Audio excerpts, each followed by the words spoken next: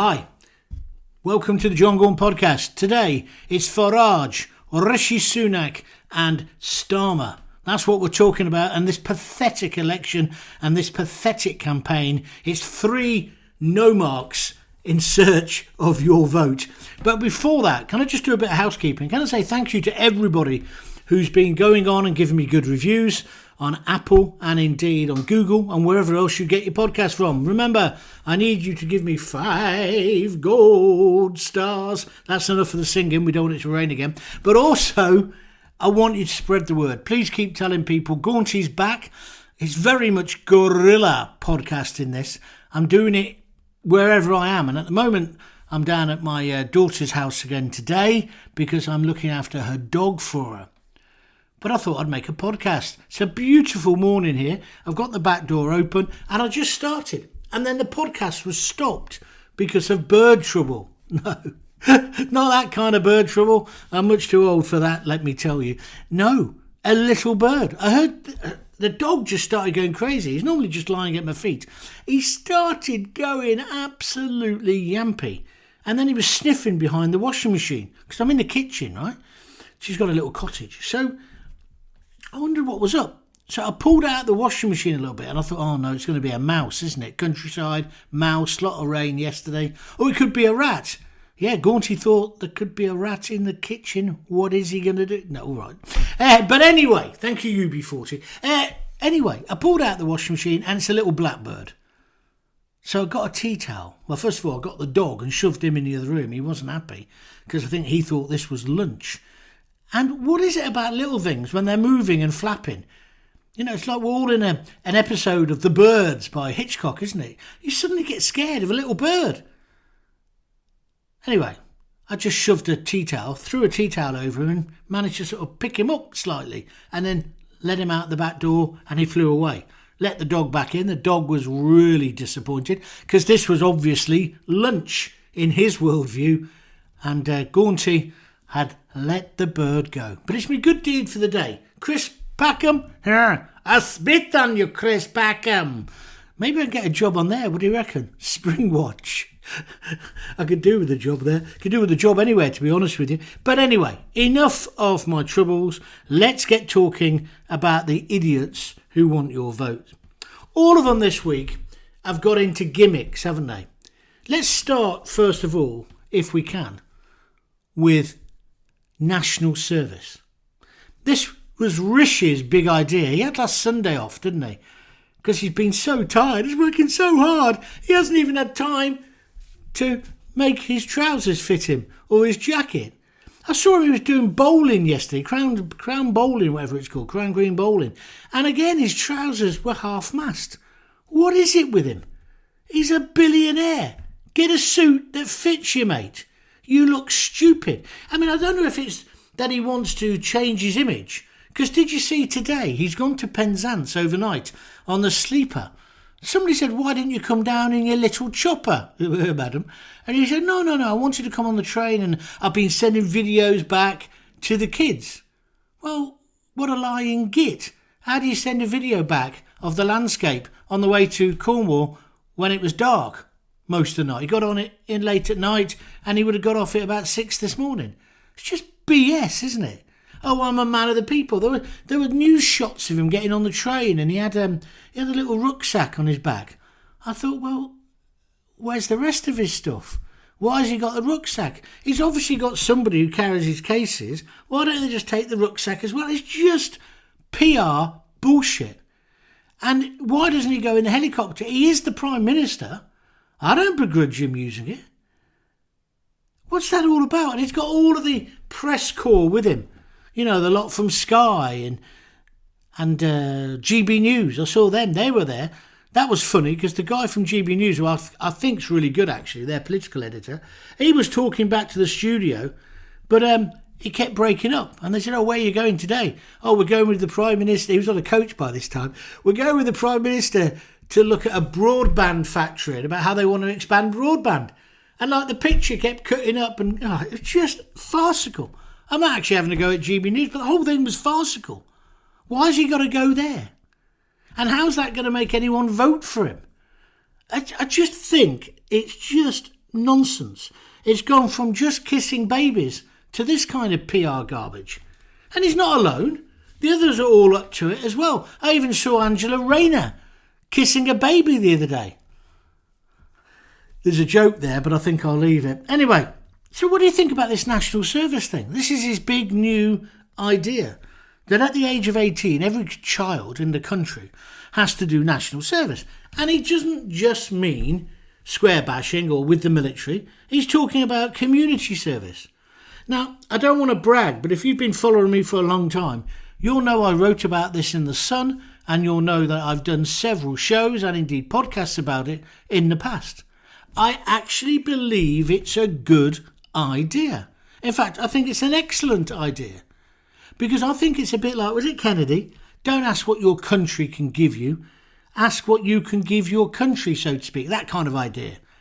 And I think every child at the age of 16 or 18, Rishi says 18, I think that's maybe too late. I would do it at 16 and put back A-levels a year.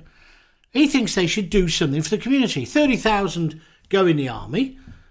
And he's also then suggesting the others can do community stuff at weekends. Now, this is a ridiculous idea in a sense of he's just thought about it at the weekend because his launch was such a disaster, wasn't it? He was droning on in the rain, wasn't he, in Downing Street? Or drowning in the rain, should I say. So he's come up with this idea and he thinks this will capture some of those reform voters who are leaving the Tory party. He thinks this is red meat for them. Well, yeah, it would be, Rishi, if they believed you'd do it. Because I reckon there's more chance of you sending back people to Rwanda than actually introducing this. You don't believe this bullshit. And that's the pity, that's the shame. Because it's actually a good idea that at the age of 16 or 18, every kid, and I mean every kid, should either do a bit of military service, if that's what they fancy, or community service. There's loads of things that could be done that would make this country better, and it would make them feel part of it. I always remember my dad. My dad used to say national service, it was the biggest waste of 2 years of his life, but the best thing that ever happened to him at the same time. He did a lot in Germany and stuff. He said, but basically, you ended up meeting people you'd never meet otherwise. And I've heard this from other fellas who have done national service. I wouldn't mind hearing from you. If you want to drop me an email on it, it's John, Jon, at johngaunt.com. They all say they didn't want to do it, but when they did it, it was a great experience and it made them understand. They met posh people, poor people, people from the north, And that's why I think it could be good. It could unite the country. And we need it because at the moment it's so pathetic. I mean, even with this suggestion, which isn't going to happen, of national service, everybody's got into their own little camps, haven't they? And they're lobbing bricks at each other. And meanwhile, on the sidelines, Nigel Farage is there with his big spoon, just stirring the pot again. Nigel, if you're not brave enough to stand and let we, the great British public, who you always keep going on about, have the right to vote for you or not vote for you, shut your froggy little mouth, will you? Because I don't think you're helping. In fact, I think it's ridiculous. I can't believe how much TV time you're getting. Richard Tice, charisma of this table, is the boss of reform, not him. Why are they getting him on? Well, I'll tell you why they're getting him on. Because Farage is box office. They know he'll say something that'll get everybody worked up. And, of course, right on cue, this Sunday, he did exactly that when he accused, and he did basically accuse, all Muslims of not being patriotic. And I just thought that was a disgrace. Because I don't know whether you share that opinion, and if you do, you're wrong. Because think about the Muslims who fought for us, the Muslims who are fighting for us now. Yes, there's a survey, which Nigel quoted, where 16 to 24-year-olds, 20-odd% said they believed in jihad. Yeah? Well, that is a frightening statistic, apart from, I think the most important part of that phrase is they're 16 to 24. They're just hotheads, just arseholes. They'll grow out of it. Some won't, some will become extremists, I understand that, I'm with you on that. But I don't think my local curry house, right, the guy who runs that and the lads who work in there, I don't think they're anti-British. I don't think the lads who go to the football and shout and cheer on the terraces, in the stands with me for Coventry City, I don't think they're any less patriotic than me. And I think it's just dangerous to sort of suggest there's a massive enemy within. Now, he is right when he refers to the marches about Palestine. I don't like seeing people with the chanting from the river to the sea. I don't like that idiot with the Hamas thing on the back of his Man United top. These people should be arrested. We have got laws in place already to take them off the street. Now, we know what's going on in this country, don't we? There's two-tier policing. Well, the solution is to stop that happening. The solution is not for froggy-mouthed Farage to start saying or suggesting that all Muslims are not like us. Because clearly, many are. And then he talked about West Indian people, didn't he? And people from the Caribbean. And he made some stupid comment about they speak the same language. Well, yes, they do. But he seemed to make out that they had assimilated better into our society. Well, that's all well and good until you start to think. And I read an article today, actually, in The Spectator by that guy, Rakib. Rakib, is that his name? He was basically, he's from Luton, he was basically saying, well, what do you want Muslims to integrate into? What are British values? Look at our divorce rates. Look at the state of Britain. Look at the fact that what we think is entertainment is a load of slags, both male and female, on something like Love Island. Is that what you want people? I'm not suggesting wearing a burqa is better, but it's kind of like, where are our values? When you think about the broken marriages, when you think about the feckless fathers, when you think about how many kids are being brought up without a father figure. And then to quote the West Indian community, it's kind of rather, and don't take this the wrong way, they're not exactly, and when we're talking this in a generality, something to look up to when it comes to parenting of their children. The women are, the men aren't necessarily. And again, it can't, see, I'm couching all this saying it's not all men from the West Indies. And I even understand some of the reasons why it is the way it is. But to suggest that somehow Muslims are completely alien, I just think that's wrong. What we need is a police force that are going to arrest these idiots if they're shouting out stuff or wearing offensive things. We shouldn't be covering up Churchill, and we shouldn't be covering up our monuments in our great capital city. Anybody who touches them or defaces them should be arrested, taken to court, and the book thrown at them if they're found guilty.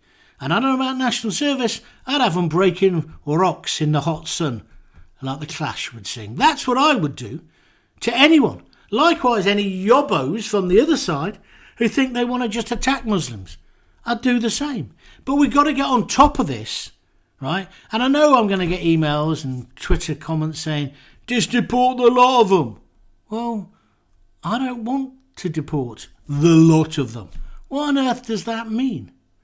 What I do want is people to fit in. What I do want, but I don't care what church they go to, what mosque they go to. I do want them to fit in, and obviously anybody who's preaching hatred, lift them, get them off the streets.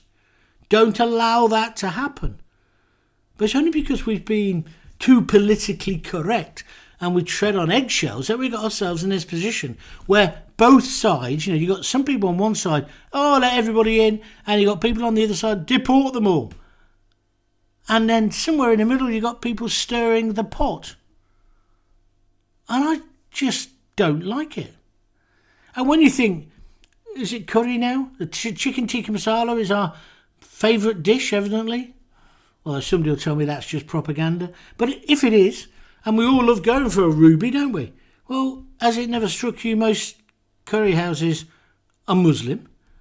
Do you not want them? Do you want them all to close down? Do you want them all deported? Oh no, they're all right. They're the right kind of Muslim. They make them pretty mean booty.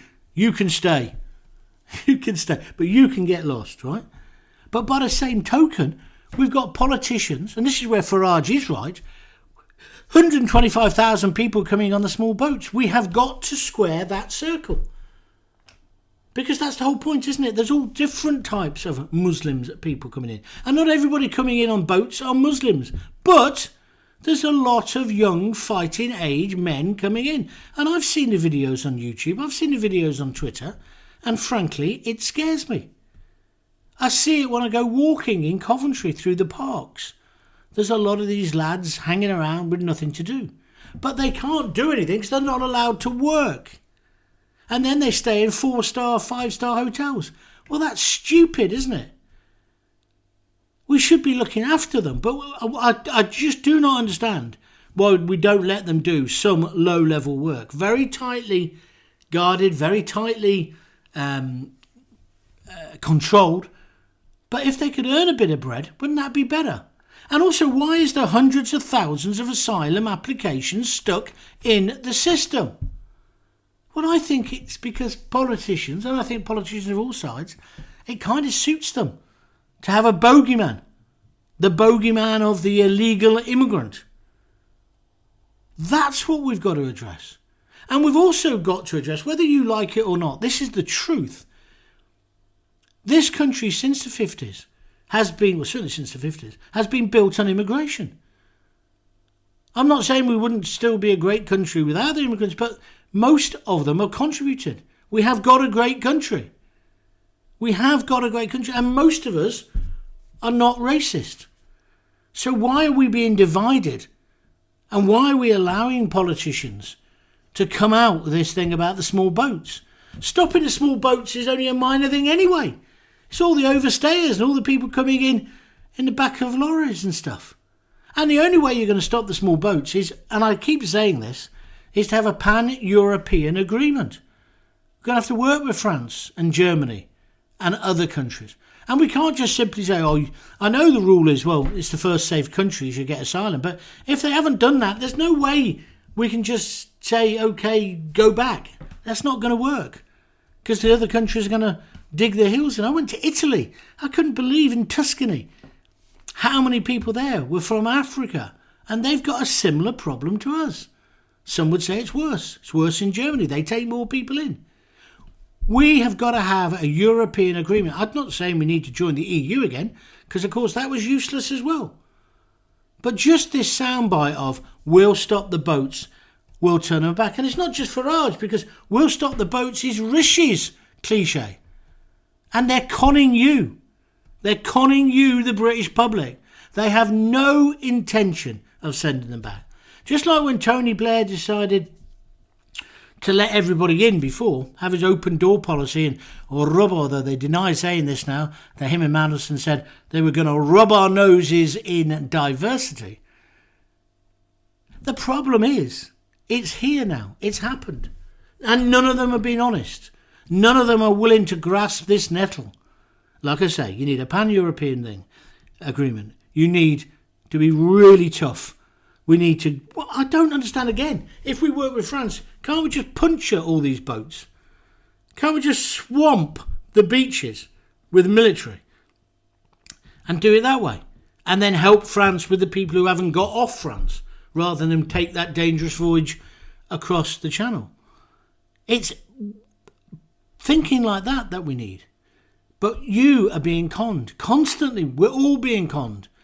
Because it is the bogeyman. You don't behave yourself, you won't get any presents at Christmas. It's almost as simplistic as that. And it makes me sick. And this national service thing is broken us into our camps again. I met some woman, I read a letter today in a paper. Where this woman said, oh, my daughter works at John Lewis at the weekends. Does she have to give her job up to do national service? Well, maybe. But your daughter's obviously doing the right thing. But why do you see it why does everybody see it in such a personal thing, rather than saying, this will be good for the country? Now, I know it's easy for me to say, I'm an old fat so-and-so. I won't be getting called up. And my kids, even now, they're probably too old. But if they were younger, I wouldn't mind. I just think we do need to get kids working together. I think it's a good thing. And so I think in principle, I'm with him. But it's this nonsense. He's only brought it out now. And then on the other side, to try and get your vote, on the other side you've got Starmer. Let's give kids the vote at 16. Well, that'd be all right, Keir, if you then also thought that girls who went off to live with the Islamic State, like Begum, at 16, was old enough to know what she was doing, but you say she wasn't. So you say let her back in. What's that smell? It's the smell of rank hypocrisy, Keir. And also, Keir, with your background, I don't like going back and saying, oh, he did this, he let him in, he da-da-da-da-da. It's his fault about Jimmy Savile. No, it's not. It's the BBC's fault. But anyway, how can you give a kid the vote at 16? I know they can have sex at 16, but they can't. You're not grown up. I mean, if anything, I'd be saying the voting age should be older. I used to have a listener when I was in Coventry. He used to say to me, you shouldn't be allowed to vote until you've put out your own dustbin. And I said, what do you mean by that? He said, well, until you've got a house and you have to put your dustbin out each week, or nowadays every other week. What's all that about? In Coventry, let me just tell you about this. In Coventry, we've got 3 bins. We've got a brown bin now for garden waste. But the morons who run the council have now decided that's not going to be free anymore. If you want to put garden waste out, you've got to pay 40 quid a year. They've got a big publicity campaign. So they've given you it for nothing for years. Now they want to pay you extra on top of your council tax. Ludicrous. Where I am now in Oxfordshire, they have bins, but they also have this compost bin where you're meant to put your food that you don't eat in. What's all that about? Why isn't it the same all over the country? Why don't we all have the same bags, the same bins, etc.? Then we'd know where we are. And why is it only every 2 weeks they collect your crap now? Well, why can't we be like Spain? I love the way in Spain, at the end of every street, there's these huge dustbins, recycling ones and general rubbish. And in the middle of the night, they come along with their big lorries and they take the big dustbin away. That seems to me to be a much better system. Although, I don't know what was wrong with the system before when dustbin men used to come in your back room, into that blackbird, into your back garden and carry those metal bins out to the front and shove the rubbish in, then bring the dustbin back. Now, most people leave their wheelie bins outside in their front gardens, makes us look like a third world country, and then when the dustbin people come, they just hoist them up and then just throw them all over the place, back in the street. Why have we become such a lazy, slobby country? That's where we need national service. What do you think? And in terms of voting reform, let's go back to that a minute. Instead of lowering the age, what we need to do is scrap postal voting. The only people who should be allowed to vote by post are the severely disabled, or if you happen to be on holiday or posted abroad in the armed forces. It shouldn't just be a choice, because that's open to corruption, and we can see that happening the length and breadth of the country. Do you agree? Drop me an email, john@johngaunt.com, or talk to me on Twitter or Facebook. I'm on there as well. Remember, there's no H in John. So that's what I would say. And then we've got this latest thing from Rishi today. I think it's Rishi. They all get mixed up, to be honest. Let's scrap Mickey Mouse degrees. Well, it's a great headline. It's a great headline, isn't it, for the tabloids? But what is a Mickey Mouse degree? Years ago, I studied drama, as you know, at the University of Birmingham. And people used to think that was a Mickey Mouse degree. I don't think they do anymore. And then I remember when I was at BBC Three Counties at Luton, I used to take the mickey out of the fact that Luton University, in fact, I was very disparaging. I used to say it's not a university, it's a college. But I used to be disparaging about their courses. They had a media course. And then we had some of these young kids on work placement. And they were brilliant. They were really brilliant. They were doing media studies and stuff. Many of them went on to get good jobs in broadcasting and in the media itself. Many of them. So is that a Mickey Mouse course? And if the kids are basically paying it, what's it got to do with the government? How about putting more energy into reducing the fees? How about making it so it's fair like it used to be? I don't see how it's fair that it's now, what is it, 9 grand, 10 grand, 11 grand a year? and they get loans which they're never going to pay back. It just doesn't add up. It's just soundbite politics again. They're trying to bribe you for your vote, but they're all as bad as each other. Oh, talking about Rishi getting the train, I heard him interviewed today. When did he start talking like Damon Albarn or Phil Daniels in Quadrophenia? He's got this kind of almost Mockney accent. Behave yourself. Again, someone has said to him, do this. It's like, have you noticed the way politicians never point their fingers when they're emphasising something? They hold them back. That's media training because they think pointing turns people off. Back to Nigel Farage. Did you see that newsreader on the BBC show her bias when she slagged him off at the end of their coverage of him? I thought it was terrible. I was watching it live. I thought that's going to drop her right in it. And of course Farage complained and the BBC apologised. In fact, she apologised, I think, within the next hour or two live on air. But you see, this is part of the problem. This is the BBC and a lot of the media and the liberal left. They're all in one bunker. And so everything Farage says is terrible. He's the devil. He's Adolf Hitler, when he isn't any of those things. He's just expressing some of the concerns of a lot of people in the country, to which some of those views, the middle classes, the liberal intelligentsia, find offensive. Some of what Farage says, I find offensive. I did not like the attack on Muslims by him this week. I did not. But I've said things in the past which could be interpreted in that way. So what I'm trying to say is, rather than just being your bunker, you've got to say, why is that happening? How's it happening? How do we make it better? I don't see enough people in this country wanting to make things better. What I see is people wanting to divide and rule, get their own bit of territory. You know, whether it's Tommy Robinson, how many followers he can get, you know, good luck to him. But what's it all about? I don't know, he's had a big row with some bloke who looks as if he's a Muslim. He might not be, he looks Asian. But it's obviously in Spain or Tenerife.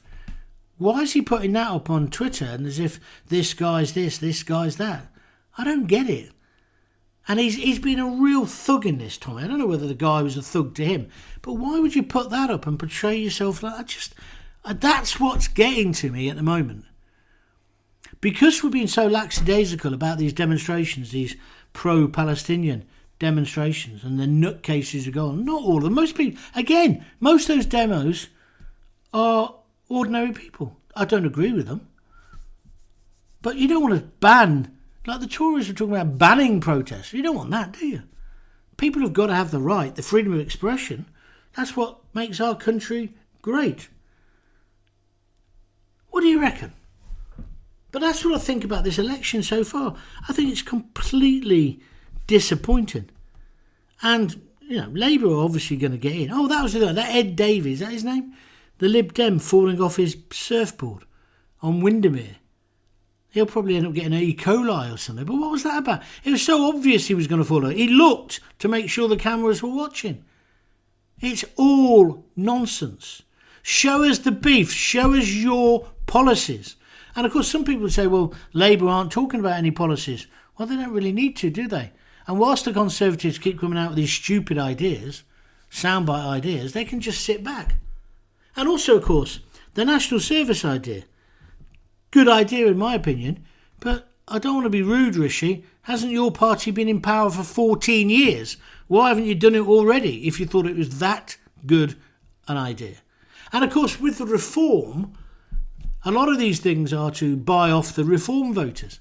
But now that Farage isn't going to stand, I think reform are going to fall away. Myself. What do you think? John@johngaunt.com. I just can't see them being a viable government. Well, they're not a viable government, are they?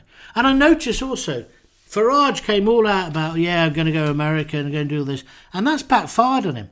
I don't think he ever thought people would take that so negatively. But they have. And now he's rowing back on it, saying, oh, yeah, no, I saw him on the telly today. No, I'm British, I'm English, I'm still going to be here. It's just that I will go to America at the end of the year and do things over there. But, maybe I'll stand as an MP later.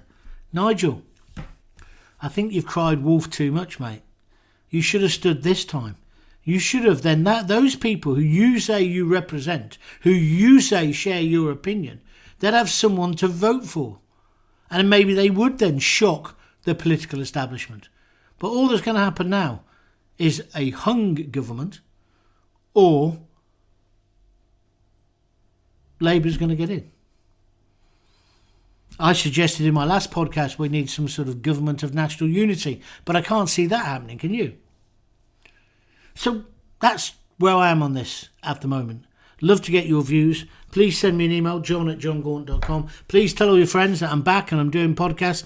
I will be developing them as I go on. And we're not going to just talk about the election. But I just thought there was so much hypocrisy around this week. I needed to talk about it. Love to get your views. Keep listening. I'll make another one maybe tomorrow or the next day. But for the moment, if you've got kids, give them a kiss. Give them a hug. Hey, hey, hey. Don't forget to tell them you love them. See ya.